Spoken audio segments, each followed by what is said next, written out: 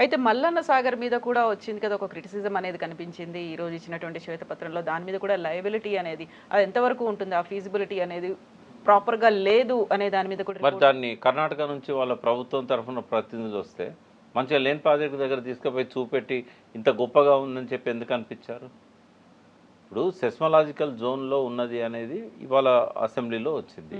Report తీసుకోమనండి. సెస్మలాజికల్ జోన్లో ఉంది, మల్లన్న సాగర్ ఎప్పటికైనా బ్రీచ్ అవుతుంది, ఈ ప్రాజెక్టులో నీళ్లు నింపొద్దని చెప్పి ఈయన కుట్రంత ఏంటంటే తెలంగాణ ప్రజలు పచ్చగా ఉన్నారు, పచ్చగా ఉండొద్దు.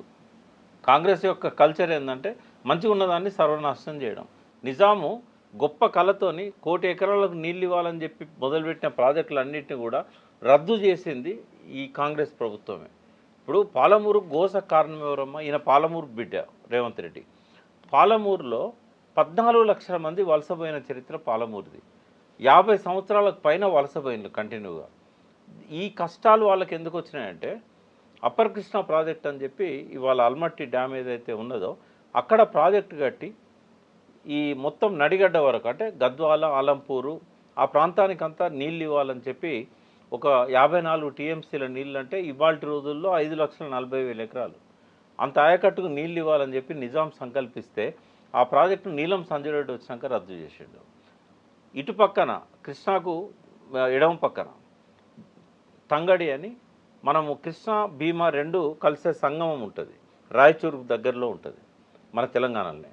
కృష్ణా అనే ఒక గ్రామం దగ్గర ఈ రెండు కలుస్తాయి. ఈ తంగడి కృష్ణా రెండు పక్కపక్కన ఉన్న గ్రామాలు. అక్కడ భీమా నది మీద ప్రాజెక్టు కట్టి 100 టీఎంసీల నీళ్లు అంటే 10 లక్షల ఎకరాలకు సరిపోయే నీళ్లు ఇటు పక్కన కృష్ణాకు ఎడమ వైపున అంటే అప్ టు వనపర్తి, అచ్చంపేట వనపర్తి దాకా కూడా ఆ నీళ్ళని తీసుకుపోవడానికి ఆనాడు నిజాం ప్రయత్నం చేశాడు. ఇప్పుడున్న నారాయణపేట కావచ్చు, మక్తల్ కావచ్చు, ఈ దేవరకద్ర కావచ్చు, ఈ జడ్చర్ల కావచ్చు, ఈ ప్రాంతానికి అంతా కూడా ఒక 10 లక్షల ఎకరాలకు నీళ్ళు వచ్చే ప్రాజెక్ట్ అది.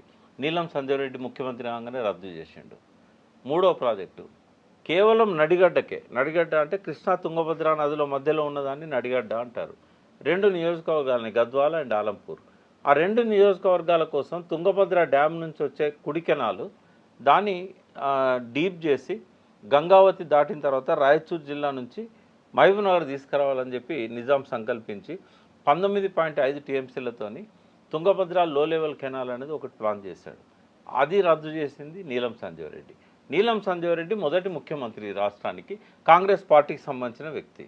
మరి ఆ కష్టాలు ఉండున 174 టీఎంసీలు ఇప్పుడు నేను చెప్పిన 3 ప్రాజెక్టులు 174 టీఎంసీలు అంటే 17,40,000 ఎకరాలకు నీళ్లు.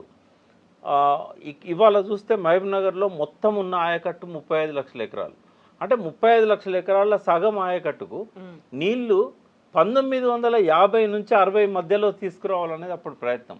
బూరుగుల రామకృష్ణారావు మొదటి ముఖ్యమంత్రి కాగానే అప్పుడున్న హైదరాబాద్ స్టేట్కి ఆయన నీటిలో కేటాయింపులు కూడా తీసుకొచ్చాడు.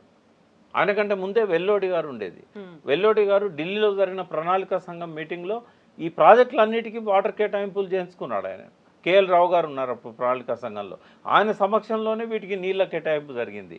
ఈ ప్రాజెక్టులన్నీ రద్దు చేయడం వల్ల కదా పాలమూరు బిడ్డలు 14 లక్షల మంది 50 సంవత్సరాల నుంచి వలసపోయి గోసపడ్డది. తెలుసా రేవంత్ రెడ్డికి ఈ విషయాలు? తెలుసుకోవచ్చు కదా. అప్పుడు తెలిస్తే ఆ మాట అనమానండి. కాంగ్రెస్ కంటే లేకపోతే అప్పుడు సమైక్య రాష్ట్రంలో ఇంతమంది ఎన్ని రకాలుగా పనిచేశారు, మేము ఇంత బెనిఫిట్ చేశాం, ఇప్పుడు కేసీఆర్ నాశనం చేశాడని చెప్పానండి. ఈ వాస్తవాలు తెలియకుండా ఇష్టం వచ్చినట్టు మాట్లాడేది ఎట్లా? నాగార్జున సార్ కూడా అంతే. ఏలేశ్వరం ప్రాజెక్ట్ అనేది నిజాం కట్టాలనుకున్నాడు. ఏలేశ్వరం ప్రాజెక్టు కడితే 8 లక్షల ఎకరాలకు నల్గొండ, వరంగల్ జిల్లాకు వచ్చేది, ఖమ్మం జిల్లాకు కూడా వచ్చేది. చాలా ఎత్తు మీద ఉండేది అది. అయితే కృష్ణానది ఏలేశ్వరం దాటిన తర్వాత హెయిర్పిన్ బెండ్ ఉంటుంది ఇట్లా. అయితే ఇటు సైడ్ కట్టాల్సింది ఎయిర్పిన్ బెండ్ తిరిగిన తర్వాత కట్టారు. డౌన్కి వచ్చినాక కట్టడం వల్ల ఫాల్ ఎక్కువ ఉంది. పైన కడితేనేమో గుట్టల మధ్యలో నుంచి హై లెవెల్ కెనాల్ వచ్చేది, 8 లక్షల ఎకరాలకు నీళ్ళు వచ్చేది. ఇప్పుడు 3 లక్షల ఎకరాలకు నీళ్ళని నష్టపోయినాం. 5 లక్షల ఎకరాలకే దాని ద్వారా నీళ్ళు వస్తున్నాయి. ఈ మలిపింది ఎవరు? నందికొండ దగ్గర కట్టాలన్నది కేఎల్ రావు. ఆంధ్రాకు వంపు ఉంటుంది, తెలంగాణకు ముంపు ఉంటుంది. ఇలా మునిగిపోయిన నాగార్జున సార్లో చాలా వరకు గ్రామాలన్నీ కూడా తెలంగాణ గ్రామాలు. ఒకవేళ ఏలేశ్వరం కట్టి ఉంటే ముంపు ఆంధ్రకు ఉండేది, వంపు తెలంగాణకు ఉండేది. అంటే ఇది కుట్రలు చేసిన వాళ్ళంతా కాంగ్రెస్ నాయకులే కదా. కేఎల్ రావు కాంగ్రెస్ గవర్నమెంట్లో నెహ్రూ క్యాబినెట్లో ఇరిగేషన్ మినిస్టర్. కుట్రలన్నీ చేసింది వాళ్ళు. ఆ కాంగ్రెస్ పార్టీకి నాయకత్వం వహిస్తూ ఇవాళ సమైక్య రాష్ట్రం కంటే తెలంగాణలోనే ఎక్కువ నష్టం జరిగిందని చెప్పడం ఎట్లా కరెక్ట్ అవుతుంది? అది ప్రజలు అర్థం చేసుకోవాలి. కానీ ప్రజలు కూడా సోయి లేకుంటున్నారు. మీ ద్వారా నేను ప్రజల మీద కూడా నేను విమర్శ చేయాలనుకుంటున్నా. ఇప్పుడు గద్దెగిరిందంటే ఎద్దెగిరిందనే బాపతిగా ఇవాళ ప్రజలు ఆలోచిస్తూ ఉన్నారు. మీరింత సోయి లేకుండా ఉన్నంత కాలం కష్టాలు అనుభవించాల్సిందే, అయితే తప్పదు ఇక వాళ్ళకి.